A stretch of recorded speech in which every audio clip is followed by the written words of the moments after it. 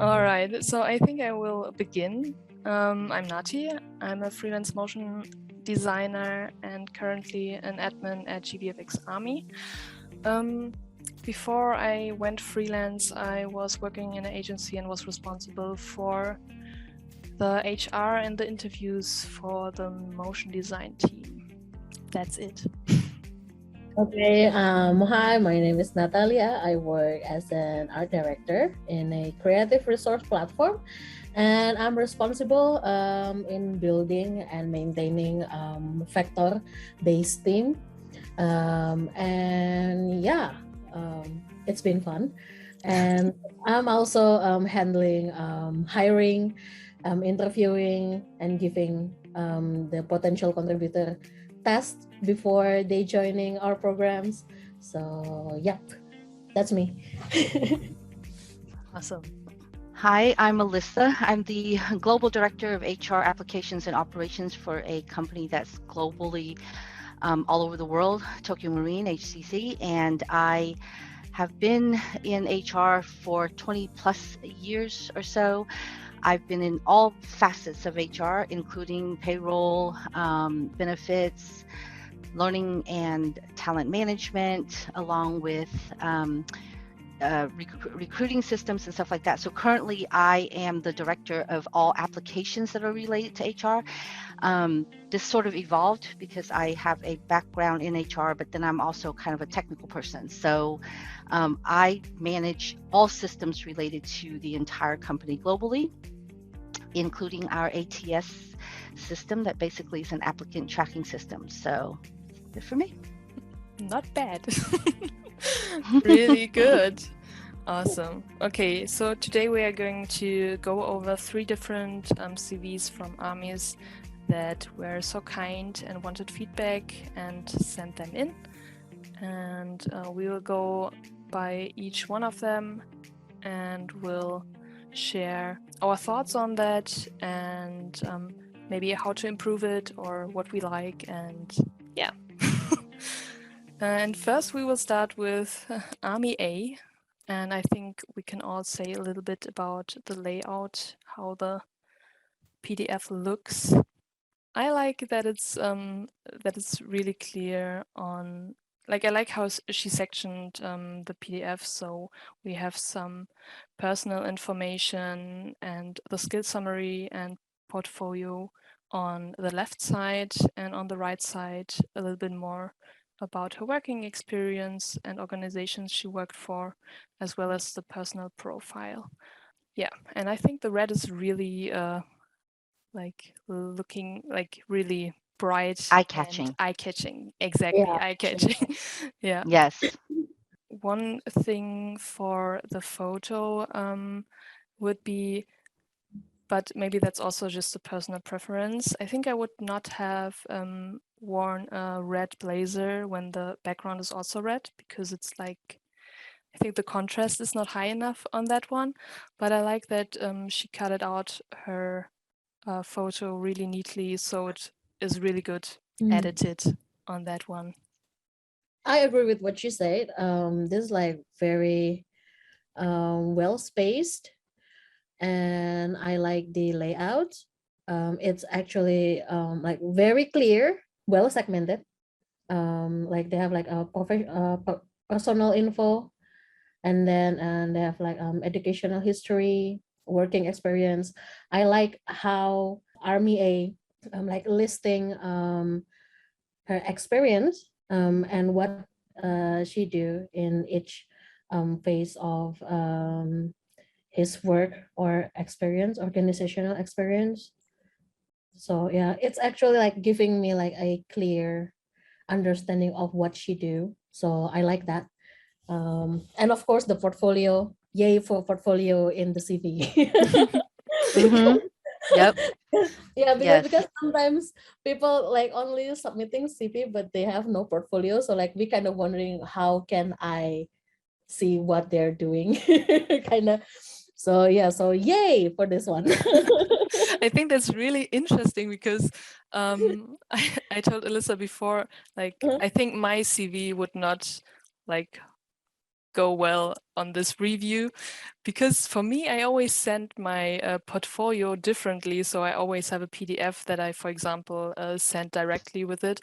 But I guess it's better, like if you want to have just an overview, a quick overview of someone and don't want to open like different kind of PDFs, it's nice to have like the portfolio links directly in it.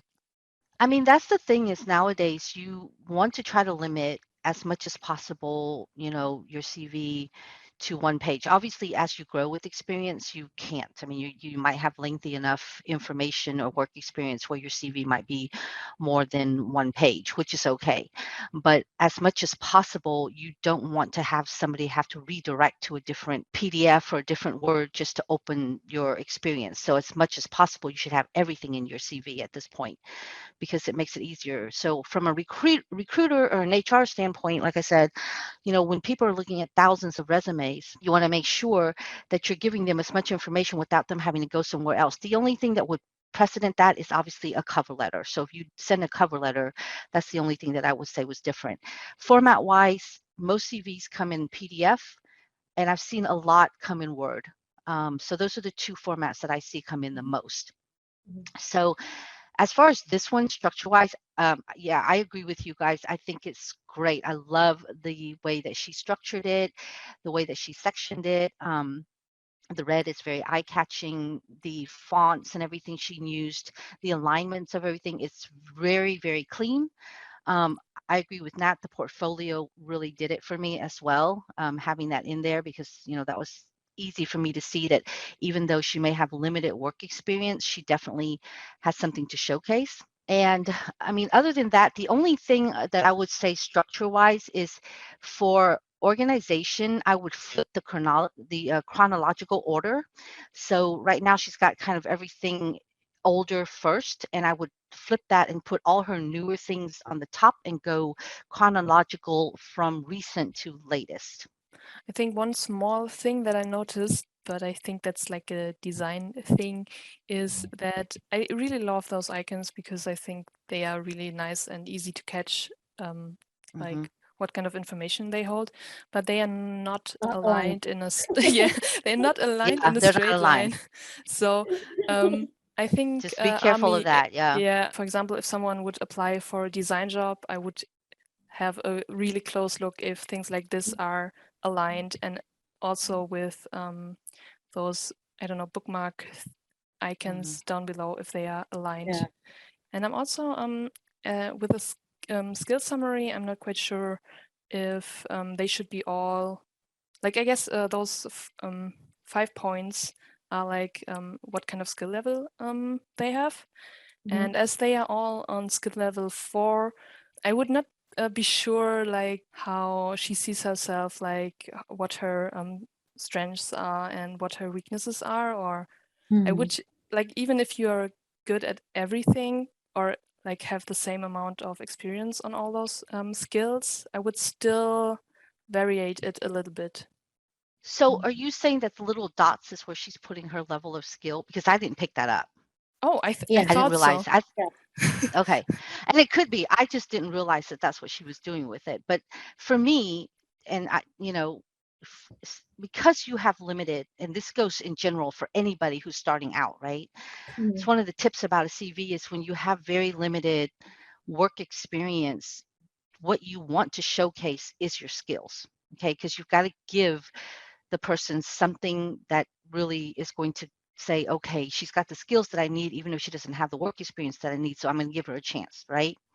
So for me, I actually thought the skills part of her resume was too small.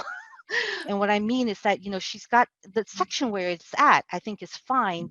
But instead of doing the little dots and everything, I would just have listed them, but made them a little bit bigger so that the font a little bit bigger, so they're bolder, so they stand out to me a little bit more, to showcase her skills because of the fact that she has lack in work experience. Mm-hmm. So that was the other thing that I would have said. Grammar is another thing. So, I mean, obviously, when English is not your first language, I know it's difficult, but get somebody who is good with English or whatever to kind of help you, because grammatically there's errors through here. So I would probably, make sure that you've got somebody who is looking at your resume to kind of help with the English and the grammar if you're not real sure. The other thing is she put process improvement as a skill. And so public speaking and process improvement is what we call soft skills, right? But for me, a process improvement is literally the ability to like reorganize and systematically approach and identify and analyze and improve an existing business process. So you've got to make it better. And so if you put that as a skill, as a recruiter or as an HR person, I'm going to come and ask you, what did you do? Show me a time when you did a process improvement. And so if you put that down, you've got to be prepared to have multiple situations where you improved a process and then be able to talk to the outcome of it. So, just make sure when you're putting down your skills, what your skills are, you definitely have examples of being able to define that, especially when you're putting in that very sort of technical skills like process improvements.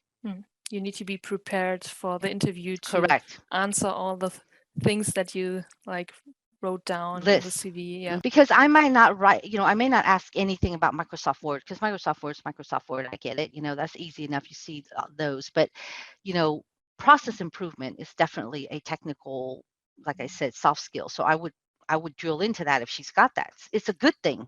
That's why I would ask. Yeah.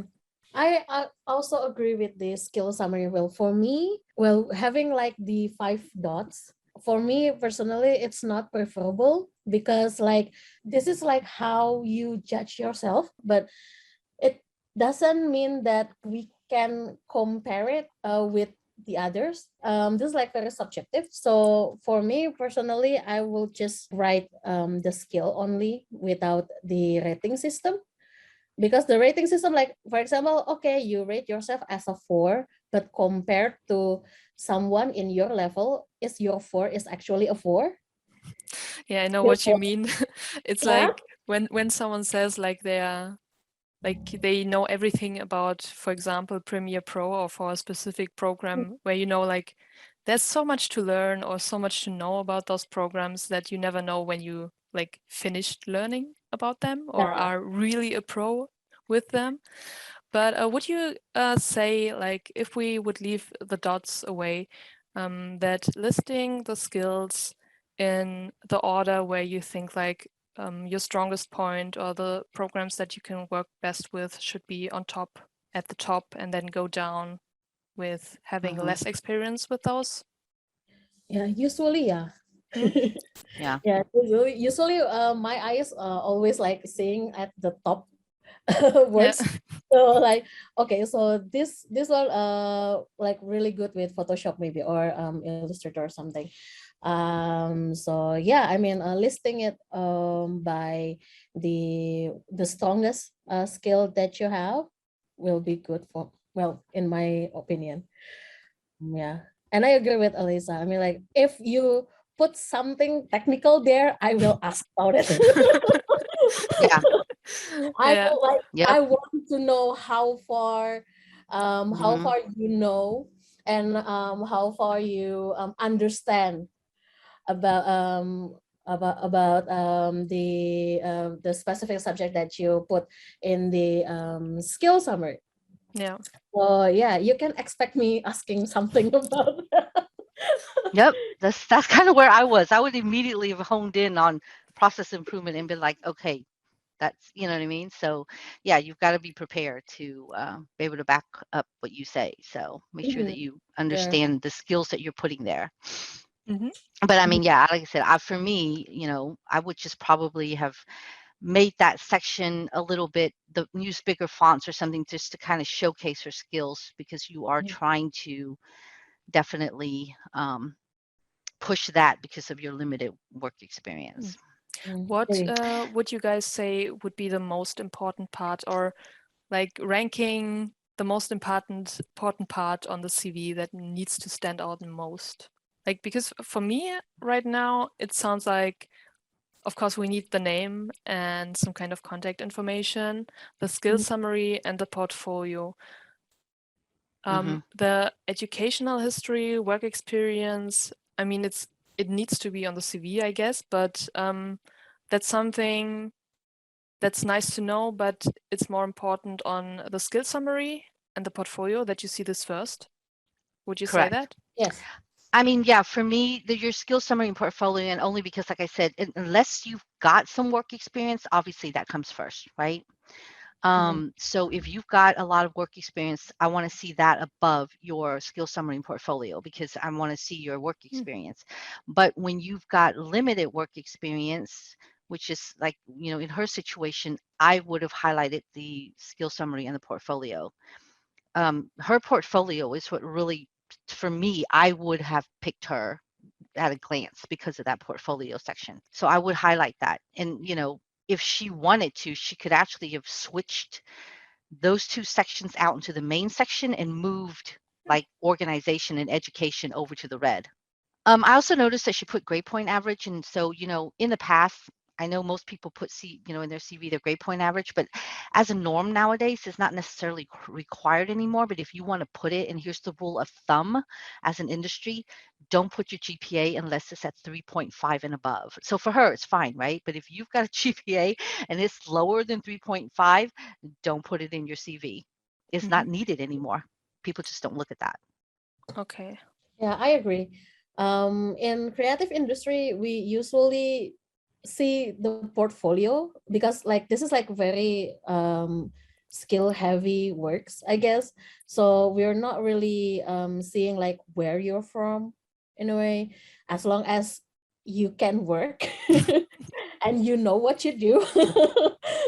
We're totally fine with it. Even if you're like self-taught or something, usually we see the portfolio first and what you can do.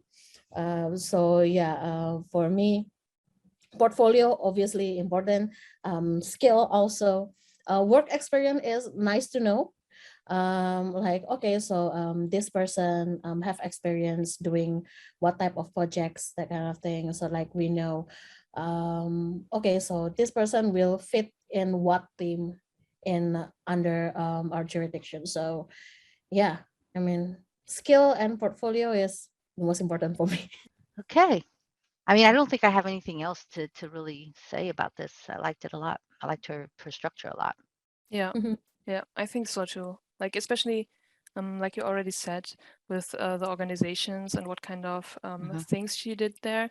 Sometimes I get the feeling in CVs, like it's nice to know what you did in those organizations or what your tasks were, because it gets lost quickly, and especially like in the HR process when you like have to get through this CV and get picked to get into an interview to explain what you did in those organizations or at work. Like I think that's really a nice pointer, and it's a Yeah. good CV. No, it's a good CV. I think the only change I would definitely make is, like I said, switch that skill summary and portfolio out to maybe the main section and move your organization and education history to the left so that you're highlighting your skills in your portfolio, first and foremost. So.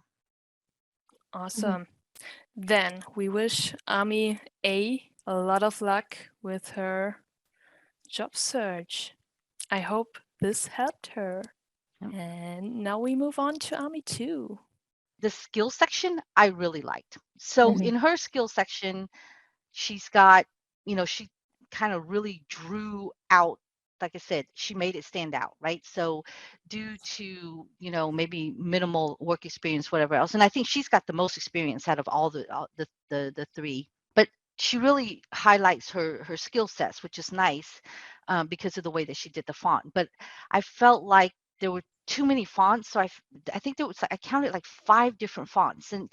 And the bullet points are like, not aligned. At one point, she's got things that are flush to the left in 2 columns. And in the third section, she's got them individually listed. And then the last job organization, she's got them centered. And so it just looks very messy and for me, kind of all over the place. So I would definitely have cut it down to maybe 3 fonts and just kind of either align it all to the left or center it or do something, but make it more consistent, because this is kind of very all over the place. So if I'm a recruiter and I'm reading hundreds of resumes a day, when I take a look at this hurts my eyes kind of in, if I've read hundreds a day and I'm getting to this one, I'm like, okay, this is just messy for me. So I would probably restructure that a little bit. Again, she's got Windows, Microsoft Office, and Mac OS. Okay. So I apologize in advance, because if she does have these actual proficiencies in these skills, it's great. But Windows is an operating system, and so is Mac OS versus Microsoft Office, which is a program such as Word and Excel. And majority of the time, I don't see Windows and Mac OS as a skill unless it's commonly associated with software engineers or IT related individuals. So for me, the first thing I'm going to be like is, okay, do you really have technical skills or expertise in the Windows operating system and the Mac OS? So you've got to understand, like I said, with skills, what you are putting in there, right? Because Windows and Mac OS is very, very technical in the sense that you are literally in a IT background world with application expertise in those, operating systems. The other thing, again, just, grammar. I think one of her skills is video. I would probably change that to videography, because video is not a skill, but videography is. So those kind of grammars. I think that was it. It mostly for me, she had the work experience. It's just that, the layout of her resume is probably the only thing that I had the most issue with.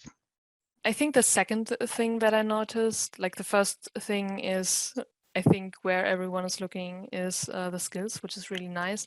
But yeah, as you said, when you move on, especially to the work experience, you have center aligned and then 2 rows and then 1 row. I would also say like trying to rearrange all of that to get consistent layout and to not have your eyes jump too much from left to right, and trying to get like what is happening there.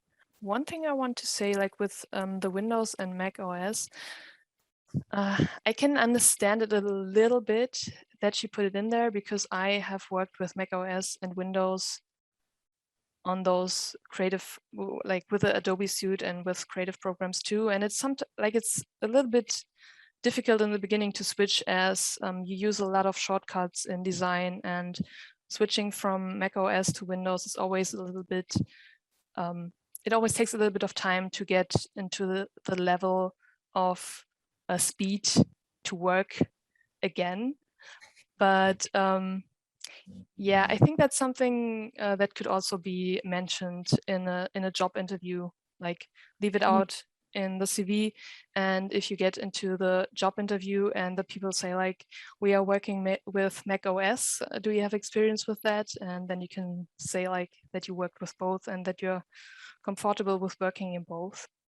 Because you're comfortable in working with both platforms, but like I said, you don't necessarily have the technical expertise behind the operating system. So yeah.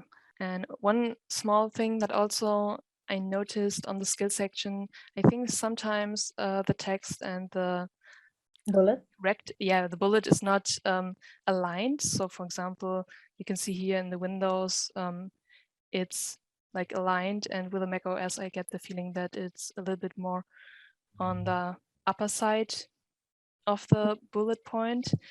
Also there, if you apply for a graphic design job, I would always like look really closely on how the design is, as also your CV is your portfolio, or is some kind of portfolio that you send in. So if you say you are good, or that you're a graphic designer and that you do graphic design, I would suggest to like keep in close eye that you have like a good layout and consistency with the fonts.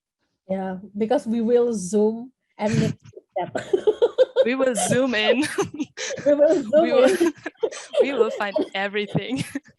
Yeah, and we will find everything. Yeah, it's just like it's the small things that are like, I think you can learn how to use programs and you can like get more experience. But if I see small things that are not aligned correctly, if I would be the team leader and have like someone like a junior, for example, working for me, or a colleague working with that, and they would do some layout for me and I would look over it, I would definitely point those things out, and someone might has to like redone it again. And I don't know what you guys think. Like, this is the only CV right now that does not have a profile picture. Is that something like for you guys that's important for you, or would you say that's like not so important? I mean, at the end of the day, it's not important to me as much because, like I said, I'm more interested in your skills and stuff. It's great to see a smiling face, don't get me wrong. It adds, it does add something to see, but it's not absolutely necessary. If this CV was structured better, it wouldn't have mattered to me at all. You know what I mean? Because for me, like I said, when I'm looking through this, I'm going to look at your skill set. I'm going to look at your work experience and stuff. She doesn't have a portfolio, but that's okay. She's got some work experience behind her. So and that might disagree with me because she might want some additional information with portfolio and stuff in there. But yeah, as far as photo is concerned, I mean, what she has at the top is fine, her little monogram. But yeah, for me, it was just more than anything else with this one. It was just the different fonts and the structures and stuff. Yeah, I think it also like not only with the bullet points that we got here, but also the headlines, for example. Yeah, different, completely aligned. different. Yeah, I have to say, as I'm a motion designer, I sometimes have to do like graphics and stuff to get them animated. And I'm not that good with graphic and typo. But one rule that I always say is like, in the end, reduce it all, get yourself some like layout rules, and then just stick to it. Yeah. Like, in the end, it's maybe personal preference if you have a left aligned or right aligned text, or it's aligned in the middle, but at least it's like the layout is consistent. Nat, you haven't given your viewpoint on this one yet. Well, for once, I like creative CVs, but first and foremost, they have to be clean. And I agree. The alignments and how Army B put their stuff together, it needs some works, especially in the skill sections. Like you can see like different size of types, right? Like benchmarking is like smaller than Windows. So like this type of thing is not really good except when you want to highlight something. Like if you want to highlight your skill in, let's say, Adobe Suite, and then you make the font bigger, that will be understandable. But for this one, it's not really structured. So I'm not sure why like Windows is like bigger than strategic planning. Or maybe they like want to fit in the text to the bullets, I guess. But that's not good for me, because like I can misinterpret the different size means. Like I said before, maybe some people want to like highlight their skill, so they put them like in bold or bigger fonts. So I can see this and say, oh, maybe this person wants to highlight Corel Draw skill rather than Adobe Suite, maybe. Who knows? But yeah, text alignments, I agree. Alignment is very important. I think there are some spaces problem. Like some of them like really close, like the bullets, the bullets and the bold line, like the vertical line. Yeah, right, the vertical line. Yeah. And they're like closer together rather than the work experience. So it's not that balanced, I guess. Yeah, what I also notice right now is this line seems to be a little bit thicker than the lines under. I mean, we are now like picking really on the small details, but like as I said, it's when you are applying or sending that out to be a graphic, to be get hired, or yeah, as a graphic designer, someone will look at your CV or at your portfolio, which is knowledge in design, and will have a really close look on all those kind of points. Yeah, sure. I mean, and I think the reason why maybe her fonts might be different is because she's trying to fit it within those to keep the Yeah. bubbles certain sizes. So then it changes her font. I mean, I like the fact that she put the yellow background behind them so that it highlights them off the page a little bit. Yes. But in the sense, she probably just could have put like one solid block of yellow and then just listed that all, left centered um, in that block of yellow. So it would have still stood out that skill because it's highlighted in that background of yellow. But then again, it makes it more consistent, and she could have kept her fonts and everything. So Yeah. just a suggestion on that. But Yeah, I don't know what you guys think about that, but for me, those skills would be also a little bit too much, like a little bit too many different kind of skills. Like I'm thinking right now, she's about not that she sends the CV out as a freelancer, but that she applies with a CV for a certain kind of job in a certain kind of agency, or with some sort of topic, or that is like mostly needed. And so I might, like, depending on what your skills are, and it's maybe really more about the marketing and strategic can't pronounce that. Strategy. strategic planning. Yeah, that one.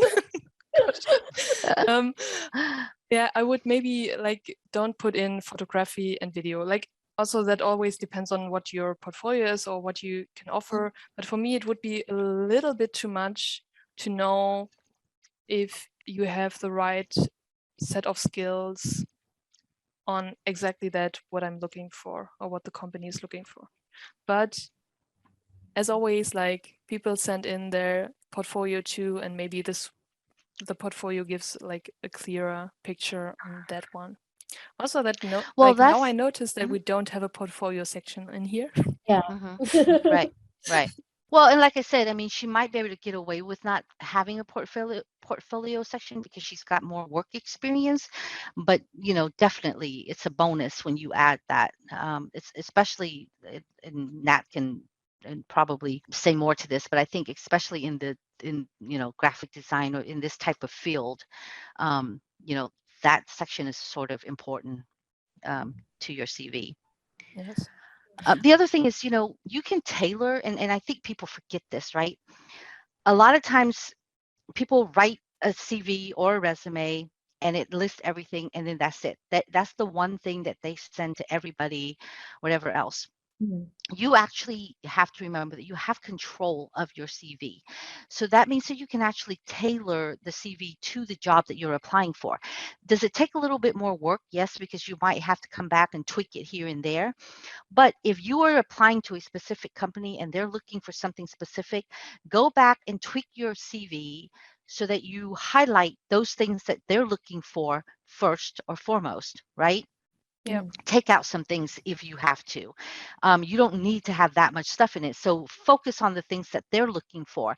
So there's no reason why people shouldn't go back and tweak your CV towards that company, because a lot of times, and I'll give you an example, with if a company has an applicant tracking system, so majority of really big companies, or not even big mid companies even, they have some sort of an ATS, right? So if they have an applicant tracking system, they can actually search for certain words. So like if I'm looking for somebody who has leadership skills, I can put in there, I need any resume that has the word leadership in it, has this word in it, has that word in it, so forth, so on. And my system will search through all the thousands of resumes I get, and it's going to find those key words, and it's going to bring those resumes to the top. And I'm going to see those first. Oh. So there's no reason why you cannot go through and look at the job posting for the job that you're applying for, pick out those certain keywords and skills that they're looking at, go back and tailor your resume to kind of highlight the things that they're looking for, and then Yep. submit the resume to that. Yeah. So that's Like a tip. I didn't know that there was this kind of search system, but I have just been working in really small agencies, so like with 20 or 40 people max. But Mm-hmm. that's really interesting. And what I want to also notice on that point right now is when Army sent in their forms, they also had the option to note down if they already looked for agencies or if they already like looked up companies that they want to apply for. For all those 3 CVs, we didn't receive any information on that, on where they want to apply. But Mm.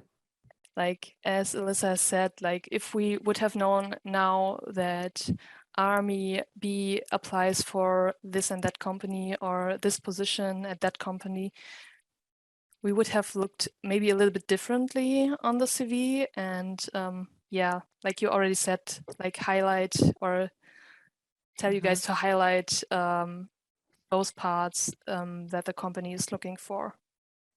Right. Yeah. So I said, you don't have to just have one and then that's the one you go with every single time. Like I said, you have control over it. So go back and if there's a job that you're really looking for, tweak your CV a little bit. Have your original template, but tweak it so that you kind of tailor to the job the job posting that you're looking for, so that you stand out and you have those same skill sets that they're looking for, right?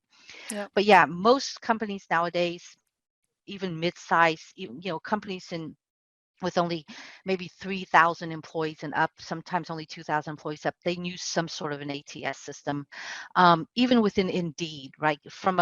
So when you see Indeed from a employee standpoint, or candidate, I'm sorry, not employee, candidate standpoint, you only see the job posting, whatever. You have limited view. As an employer, when I pay for those job boards, platforms, Monster, Career Builder, Indeed, Glassdoor, when I pay for that, there's a system, and like I said, there's a process that I can pay for on top of the job on top of just posting jobs.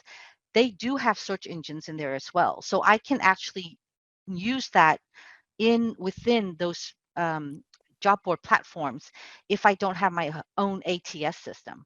So just kind of bear that in mind, that from an employer standpoint of view, we have a lot more tools that we can use, and we do have search capabilities, because otherwise anybody can apply for anything, right? Some people literally will put their resume out for every job out there because they're desperate and they need a job.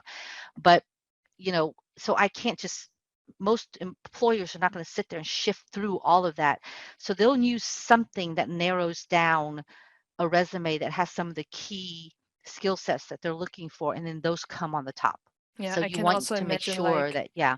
you get a lot of applications on that one, or like Mm-hmm. on those big companies, and you have to stand out a little bit or have the right Right. set of skills. Yeah.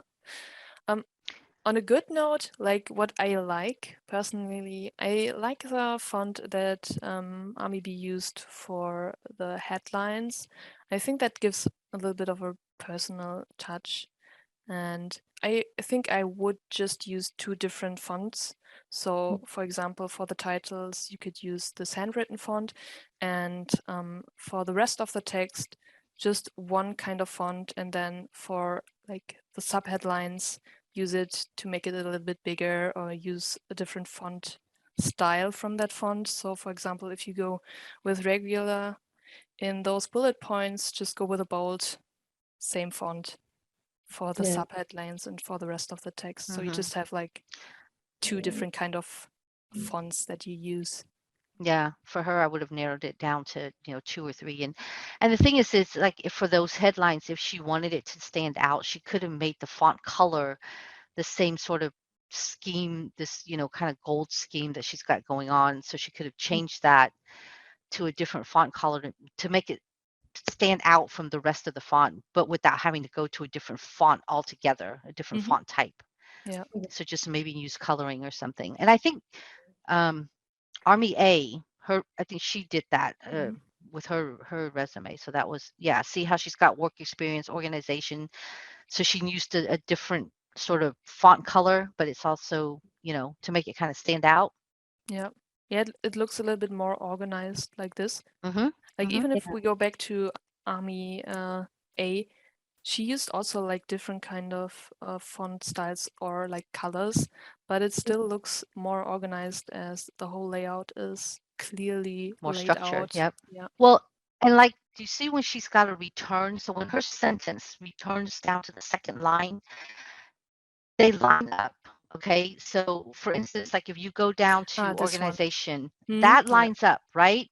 So if you go back to Army B, hers doesn't, which again goes back to it being very messy looking, where her second line, it's underneath the bullet point versus, aligning it to the text. Yes. And like also small things like, for Yeah. example, having a Yep. space between the bullet point and the Yes. rest of the text. Like you should check Yep. on consistency for that one too. Yep. Yeah. The main problem with this CV is like the consistency Hmm? and the layout. Mm-hmm. Yeah. Like there's a really good like starting point like with those type of fonts, and I really like the logo that she put up here, and also how she like highlighted the skills, but a little bit more of fine-tuning needs to be done to get this a little bit more structured, I guess. Mm-hmm. Agree. I think then we are done with this CV. Good luck for Army B on her job Good search luck. too. And I hope this helps a little bit. So moving on to Army C. I mean, this type of CV is the ATS system will love this. Because very very clear typeface. So like the ATS system will read this very good. Mm-hmm. Yeah. Design wise, this is very minimalistic. Maybe she'll this Army C likes minimalist. How to put this? Okay. I think I can help you there, Nat. This Army also sent in her portfolio, and the portfolio is a little bit more Oh, colorful. So I know we okay. are right now more talking about the CV, but maybe for this one, even if it's like reduced like that, I always like to laugh when the CV and the portfolio has some elements that Line. are, that align. Align is the Yeah. word of the day. Yeah. Mm-hmm. So it's easier to like you're selling yourself to the industry or to the company, and if you have all of your own brand consistent, it's easier to recognize. So when they maybe jump back and forth between CV and portfolio, it's easier to recognize.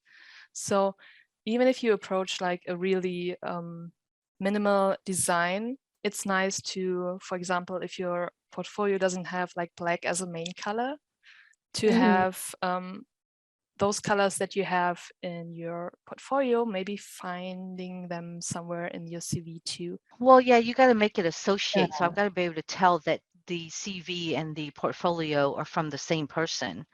So there's got to Correct. be some consistency in the way that, the coloring, the structuring, the design, the content, whatever.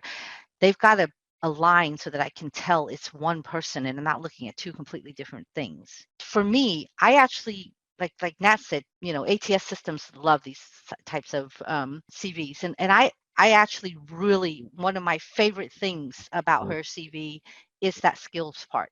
I mean, the way that she structured that is so perfect for Yeah. me. The Yeah. professional skills, the personal skills, and then, any additional skills, that could not have been done better. The only thing, I said is, again, grammar, structure, like the word flexibility, and then she's got a period at the end of that, I believe. So, again, check for consistency because she's got periods on some things and punctuations on not others. Language skills, really like the fact that she put that in there. For me, language skills is always good, especially as more and more companies are going very global and you're getting into a more global workforce and global customer base. Language is great. So the only thing that I would probably have maybe added to that was, for me, when you're talking about language, I would probably use the more standard descriptive level of language skills. So in other words, you're fluent in such and such language, or you're proficient in language reading and writing, conversational in certain language, number of years of high school in that language, or Okay. certificate in conversational language. You know, mother tongue is great, but like I have employees who speak English very well, but that's not their first language, right? It's probably something else, but they've maybe lived in America for most of their life, so they may speak it, but they can't read it and they can't write their mother tongue, right? So you kind of want to highlight not just the fact that you have those language skills, but whether or not you can read in them, you can write in them, what type of proficiency you are, because that does help quite a bit. But yeah, my personal favorite in that skill section, I would probably have moved the skill section up above education at this point. So education is great, but that shouldn't be the highlight at what you're trying to do. You're not, you're not in school at this point. You're trying to apply for a job, right? So for me, skills go first, work experience goes second, and then organization and education can go down at the bottom. So flip some of those things around, because you want to highlight what's more important at the top of the resume. Chronological order, she's got it perfect. She's got things that are more recent going down to things that are later. And I was saying this earlier, is that, she has her first sentence is, I'm self-taught. And for me, I think self-taught is great, because I think people who are self-taught really have to have some initiative and ambition, and they've got to be detail-oriented to be self-taught. But when you're looking for a job, and as somebody who is hiring, I may look at self-taught over somebody who's professionally taught, and I'm going to choose professionally taught first, right? So I probably wouldn't lead with that sentence. For me, she could probably have restructured the sentence to say something like, I have a passion for and am actively pursuing a professional career in graphic design. I am currently studying law, da, da, da. So that first sentence, she could have just put that without saying self-taught. Leave that for the interview. At that point in the interview, you can say, if they ask you, and then at that point you can say you're self-taught and kind of go into detail, but you can talk to it. I would not have put that as your first welcoming sentence in your summary. But yeah, other than that, I mean, her resume is great. Her CV is great, structure and content wise. I think this is our first army who is self-taught and has not studied something design related. Yeah, I think that's also like something, like depending on where you're applying for, like as I said, I can just talk about like really small agencies, and or from my experience of what I looked for when people applied for a motion design job. And I have to say, like, what you studied is in the end, like, especially like for a design job, maybe not so important, or depending on where you're applying for. As Alyssa has said, like if you are self-taught, you spend, like I already know, you spend a lot of your free time to get to know those programs. You are passionate about it. Yeah, you spend your free time on on the PC after university or after school or after work, and learn those things by yourself. I think one of the things that I would always look out for, but I think that's also more something for like the interview later on. If someone is self-taught, I would always ask if they have some kind of feedback system or some community where they share their work and where they receive feedback or tips on that. Because I think that's like one of the most important things that you learn in university. So you're doing a design and you have to present it to your class or to your professor, and they will give you feedback on that. And you have to, like, accordingly to that feedback, you either have to like explain to the professor why you did the design like you did it, and you have to like change your design. And when you are working, like when you want to go into like an agency or at a company, you will always have people who will give you feedback on your work. Like either it's directly the client that will tell you what they want to have, or it's going to be an art director or a senior designer. And so what would be important for me later on would be to see if they have ever like get critique on their design, and if they are able to handle that. And as long as this is a thing that they did while like learning all those design skills, yeah, that is what I would need, I guess. Yeah. Mhm. I agree with you. I mean, your CV and portfolio will be your branding. So it will be your personal branding. It should reflect what you want the world to know about you. Like if you want to brand yourself as a graphic designer, then show yourself as a graphic designer. Well, for me personally, in my direct line of work, we never really see the educational background in a way. So like I don't really care if you studying law or you're just like doing graphic design for fun. What I am seeing is the portfolio and what can you do. Listing education is not really important. I guess it's for me for my work because what we need is like a professional with a high technical qualifications. So we really seeing like and nitpicking the portfolios and not the CV, not that much. But yeah, like I said before, CV is your branding. So if you want to be known as a graphic designer, then just say, okay, I'm a graphic designer. I have a passion for graphic design. Not for your company. Are you still like when you are looking for someone to join your team and you put out all the information that it includes for the job, is your company still like writing down that the person who applies should have some sort of design background in university? No, we No? usually only put like industry. When I put out the job or vacancy, then I only say like okay, have experience in graphic design for blah year. Hmm. Yeah, only that. Yeah. So we don't really put like you have to be studied in graphic design course for like some months or some years or that kind of thing. No, I mean like that's why I'm saying I'm like your CV and portfolio is your branding because that's the first impression that we as a recruiter see and we as a designer judge. That's Right. yeah, that's just really like only one page of something to judge and to see like if it's pass or not. So do your best. For the organizational experience, for this one, I would like to see what type of work that she did, I guess.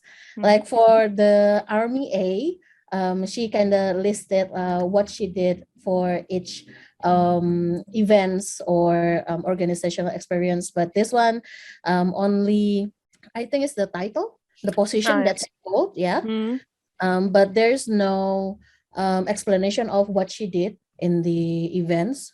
So yeah, I think it will be good if we have like some sort of explanation on what she did in the events, I guess. Yeah. Yeah, what kind of her tasks were. I mean, Yeah. it's already I think really good, especially like when you're beginning or you're going out of university. You can't come up with a lot of work experience, maybe because you were like focusing on your studies. So I think like always when I see organization experience or what those people do outside of university, yeah, what they are doing there is always really good for me to know, because with this, for example, with all those organization experience, I can see that Army C has been working with a lot of different people together in a team or maybe alone, but she already has experience in working in some kind of environment. No, yeah, I mean, her organizational experience is great. It's another great section. But like, yeah, like Nat said, I mean, maybe just one quick bullet point of what you actually did in there, because sometimes a title like head of media, that's this title. Like, what does that mean, right? I mean, I tell people all the time, my title is ridiculously long and stupid. Because I mean, I'm like, okay, global director of HR applications and operations, but what does that mean? Yeah. Like, what do you do? Like, what do you do? Like, if I told you that, could you tell me what my job is if I didn't kind of at least explain it? So yeah, it's great that she's got these great titles, but they're titles, and sometimes titles and really doesn't encompass what it is that you do. Mm. So I would definitely put at least a bullet point briefly of what it is. Her skill section, take out the word relevant and put like skill summary. Relevant, in the term of relevant, is all your skills are relevant, right? So I wouldn't call that out, just put skill summary, take out that word relevant. So these are just grammar things coming from grammatical errors or things like that. Just clean that up. Like I said, again, with some of the punctuations and stuff, wording, just making sure that you are actually wording it correctly. Yep. And get somebody who can help you. There's plenty of armies out there who, I think even Army Academy or something, you could probably get them to kind of help with your grammar skills or anything like that if you're not sure. Yeah, sign you up But with yeah. someone who might be up to Mhm. help you. Yeah. Then good luck, Army C, on your job search, and I hope this helps a little bit. Mhm. One more thing I would like to ask you two, because I think it's really interesting to get like all those different kind of opinions on like the application process. And for example, for the organization experience, what would you guys say if someone wrote in there that they are organizing a fan base, for example? For me, it's going to pick my interests, okay, not knowing anything at all. But, if you're going to put something like that, you probably want to define it a little bit of what you're doing, right? So when you say organizing a fan base, to me, I'm like, okay, what does that mean? So again, organizational experience, to Nat's point, maybe a couple of bullet points or one bullet point to at least define what it is. Um, you know, it's not going to sway me one way or the other. If I'm looking for a graphic designer or whatever else, like Nat said, I'm going to be looking at your skills and I'm going to look at your, portfolio and background. But, it might pick my interest, as long as it's not something that's your main point. I don't necessarily think that it hurts. It's just how you phrase it and how you go about presenting it is what makes the difference. Yeah, I'm just asking because I know like a lot of design armies are working spread out on different like fan bases and help those fan bases with graphic design. And of course, you always get like experience. Like, okay, we know this, but maybe someone outside of the fan base doesn't know this. But like, I for myself know that working in a fan base, like no matter what kind of topic they have, and you're doing the graphics, like that's also like valuable experience. Absolutely. That's like really good because actually you're like kind of in a small company, I guess, or you Right. have people giving you feedback. So, one of the things that I was going back to was like when I was saying earlier about highlighting your skills. So if you have little to no work experience, highlighting your skill sets, your organizational experience and stuff. But the other thing is also highlighting, don't be afraid to highlight what you volunteer for, right? So a lot of times when you don't have, work experience, your internships and the things that you volunteer for show that you're actively working in that, and that and you can actually build your portfolio off of things that you volunteer for, right? So if you volunteer to do a graphic design or some sort of, creative works for, even a fan base, whatever, you don't necessarily have to say that it's a fan base, but you could show that, use that volunteer as an example and use the work in a portfolio that you can tie back to give an example of the work that you did. So don't be afraid to put any sort of volunteer work that you did, because that for me is actually very important. I like to see the fact that you are actively pursuing this, and that, even with volunteering, you're proactively doing something about it. You are proactively giving feedback. You are proactively putting your work out there, and you are even with the volunteering, you're gaining experience. So don't be afraid to put all your volunteer work out there and link it to your portfolio. Mhm. For someone to be passionate enough to do volunteering works is actually like it's very refreshing in a way, and I really like to see like what my future colleagues interested. So yeah, I mean, volunteer works, fan-based work, if you're good at it, if you have portfolio at it, put it out there. Yeah. Like, Mhm. yeah, I mean, it's good to see, and we kind of like, we as a recruiter kind of can judge like, okay, so this person have interest in what topic, and they put their like 100% on it, and this is what they do. So we can see the potentials in it. We can learn more about something new every day. So yeah, I mean, even in my form for the recruitments, I usually put like, tell me like one thing that we cannot see in your CV. Oh, One that's cute. interesting thing about you. Yeah.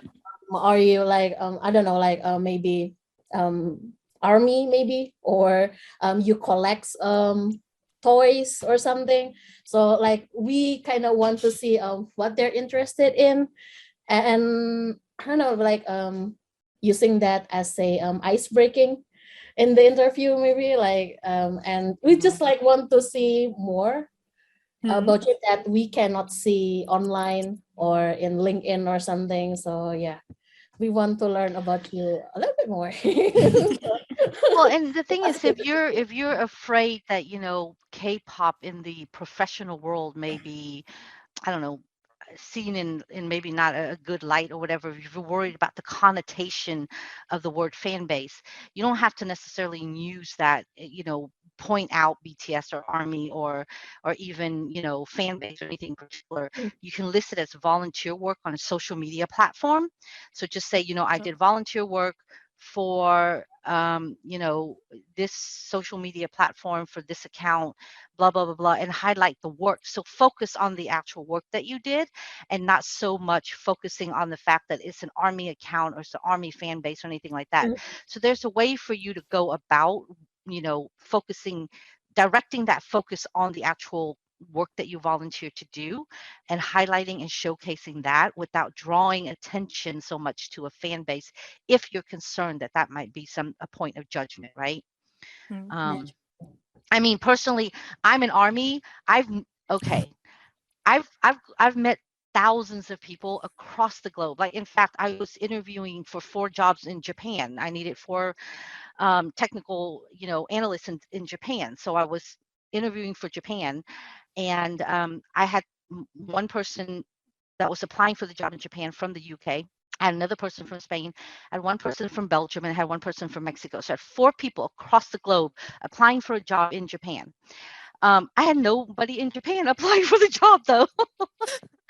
But you know, it's funny because I talk to thousands of people and nobody has ever told me that they're an army. I would probably hire an army on the spot, but majority of the time that doesn't come out in conversation. I'm sure somewhere along the way I've actually talked to an army, but most people don't admit that, right? They don't advertise, and you're not going to, meeting me, you would never know I'm an army unless you see all the, BT-21 stuff hooked to my purse. But in an interview setting, if you go, like when I meet a candidate online or in a conference room or whatever, and I'm interviewing them, they don't usually come to my office. Now my office has got stuff everywhere. Like, you can totally tell I'm an army, but majority of the time you don't know. So most people are not going to advertise that they're an army or that, they belong to a fan base, because like I said, it might give negative connotations, even though there's nothing wrong with it, but you're in a professional setting.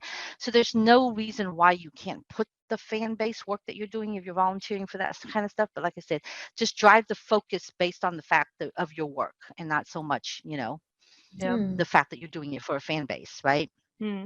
Agree. Because you And don't know who's looking at, you don't know who's yeah. looking at your CV at any point in time.